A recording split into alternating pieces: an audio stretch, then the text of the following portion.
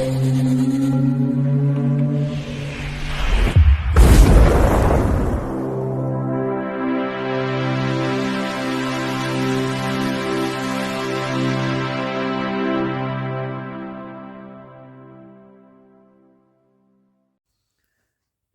Bayek, it's me Ian, and in today's video I'm looking at this. This is A Night to Remember from 1958. This is a wonderful film. It's a film I've seen a few times on the TV.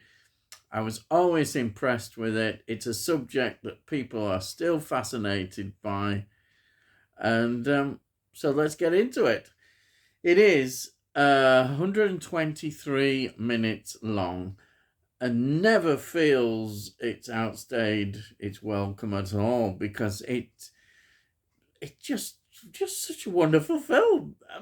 I could just sit watching it. The build up and everything about it is fantastic.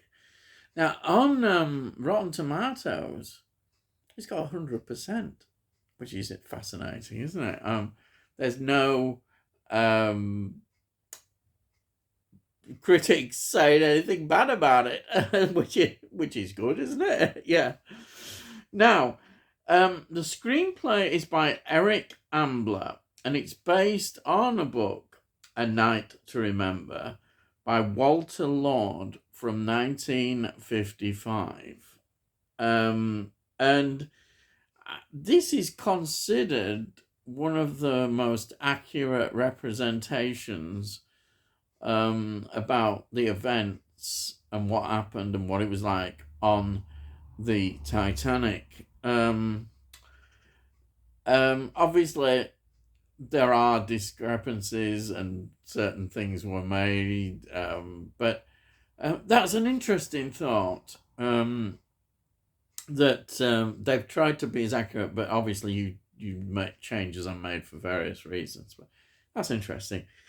Now, it's directed by Roy Ward Baker. Roy Ward Baker is somebody we've come across quite a lot before. Quatermass in the Pit, 1967. Vampire Lovers, 1970. Scars of Dracula, 1970. Dr. Jekyll and Sister Hyde, 1971. You can see the Hammer theme there. There's always a Hammer theme that pops up. And of course he did Asylum. I talk about Asylum so much. 1972 anthology is just absolutely wonderful. And there's The Vault of Horror as well, another anthology, 1973. I don't know whether that one is Amicus, but Asylum, of course, is Amicus. And Now the Screaming starts from 1973. What a film that is, 1973. The Legend of the Seven Golden Vampires. He was a co-director on that.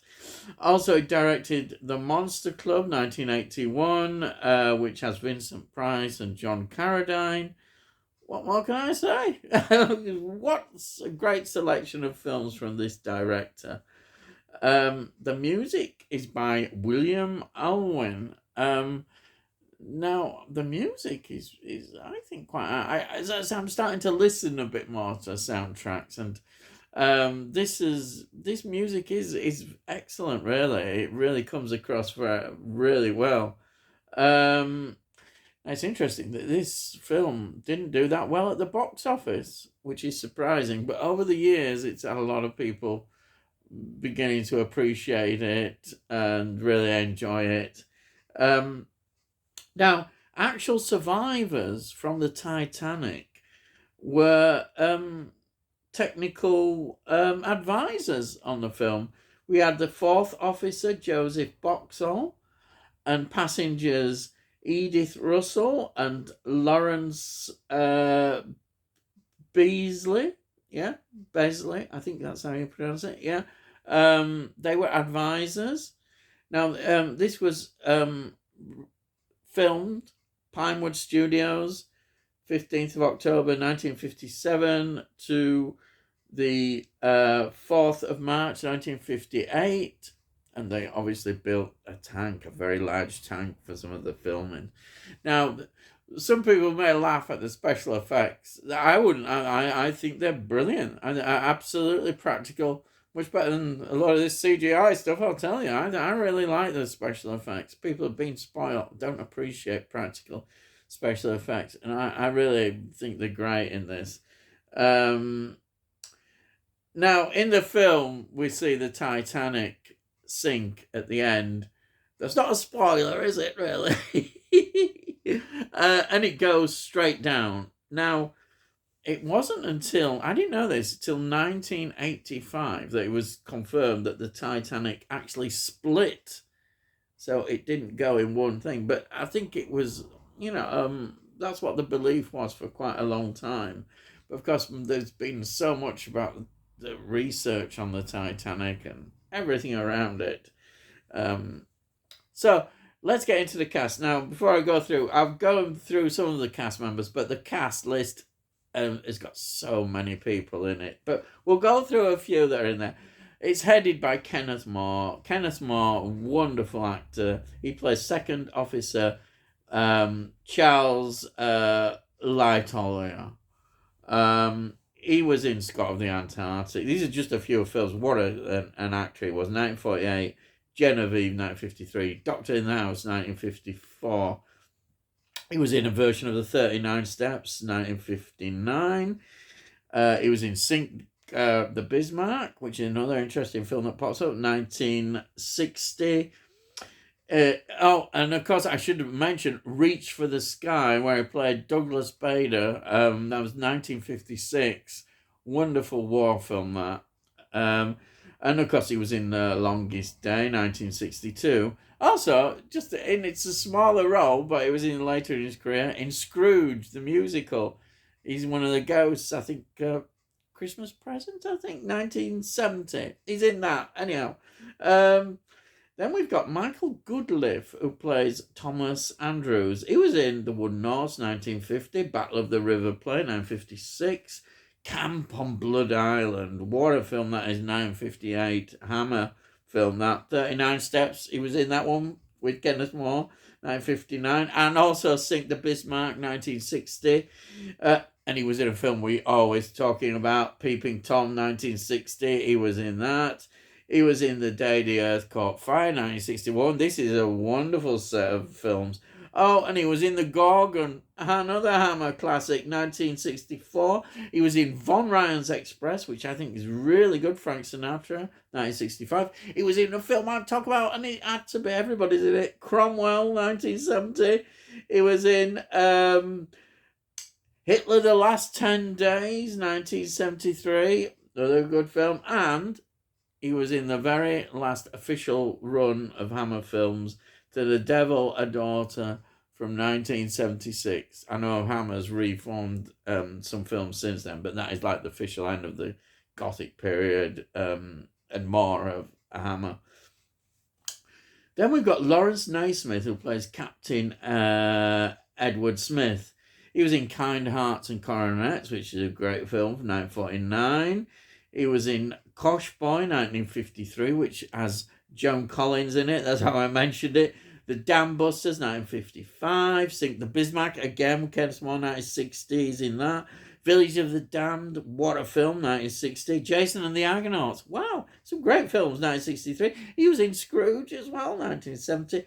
Young Winston, what can you say about Young Winston, 1972? Brilliant. And The Amazing Mr. Blunder, 1972. That's a very popular film.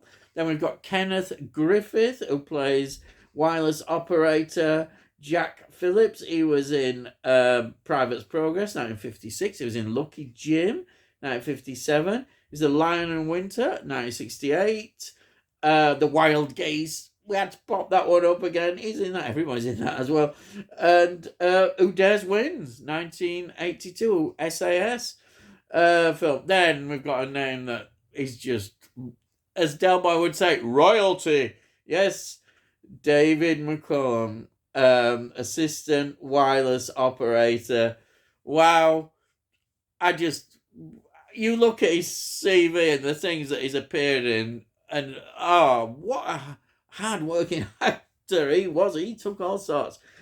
And obviously, the Man from U.N.C.L.E. is a thing that you associated with the TV series and all of them spin-offs movies. Because he was in The Great Escape, 1963. The Invisible Man, he did that on TV 1975, 1976. Sapphire and Steel, 1982. But then you look and he was in so many TV shows. Everything you can think of, he popped up in it. Absolutely wonderful. It's a bit like Malcolm McDowell. He popped up in so many different things. And then just I won't go into any more either, but just two mentions. Andrew Keir plays second engineering officer. Andrew Keir, amazing actor, Hammer, lots of Hammer, but also Quatermass. And Honor Blackman, Honor Blackman. Oh, yeah, Honor Blackman, love Honor Blackman. She plays Mrs. Lucas, and she was the first Avengers woman, of course. Kathy Gale, 1962 to 64. She was in Goldfinger as Pussy Galore. What more can you say? But she is in so many different things that you could talk about. She just had a fantastic career. Absolutely wonderful actress. So I thought I'd just mention her. Now, as I normally say, well, what's it about? Well, of course, we know it's about the Titanic. And the Titanic. And it's just wonderful right from the beginning. And we see its launch from... journey from Belfast to Southampton, then across to the States, and we see all the passengers. And one of the things that they do really well in this is that you see all the class of passengers, and I think that is important because why is the Titanic so fascinating? I think to many people, it's fascinating because it kind of gets a glimpse of what the world was like in 1912 still. It's that old world still. The big sort of differences between the very rich and the poor. It reflects that society. I mean, the opulence of the rich is amazing. I mean, you can't believe it. It's just unbelievable.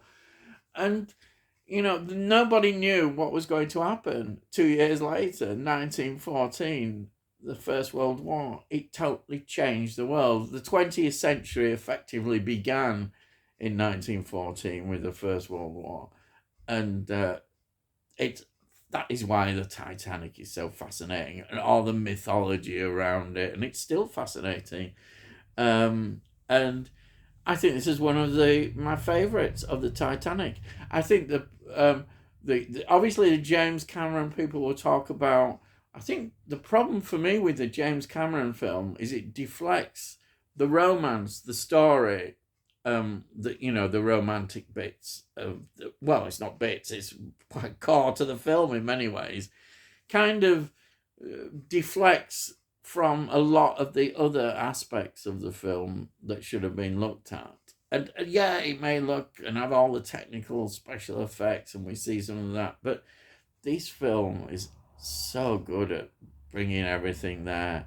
It's a wonderful film, and it doesn't concentrate like that on one particular aspect. We see it all. We see all the stories there of the people on board. And I think that makes it such a good film. It really does.